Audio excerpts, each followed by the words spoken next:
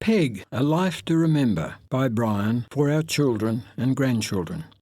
Peg at 70 developed Alzheimer's disease. I first noticed a change in Peg's organising ability when we were preparing to trek in New Zealand in 1997.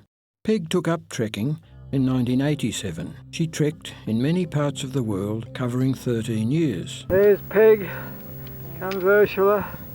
In the background's where we're heading, the peak of the Polish Tatras, ready to tackle the Inca Trail with a new hat.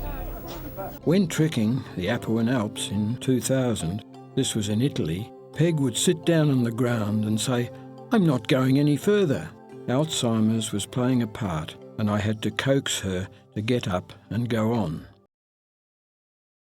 Peg was an only child. Her father died when she was 7 years old. Her mother did a wonderful job of bringing her up on her own.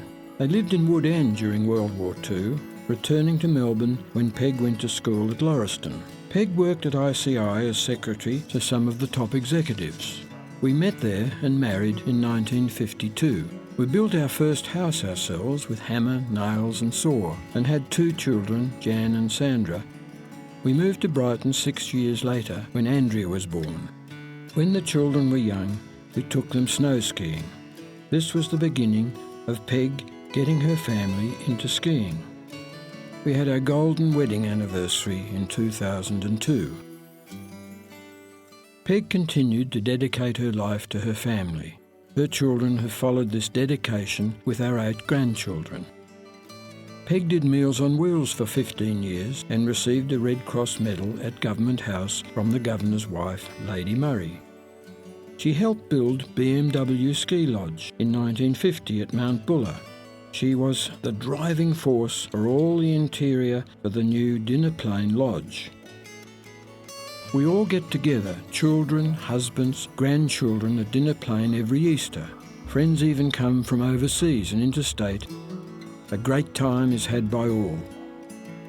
Home for 30 years was Brighton, but we have lived in a number of places. 3 years in Ireland with Andrea with us, back to Brighton, then to South Melbourne with the Yuppies in a double-storey terrace which Peg loves.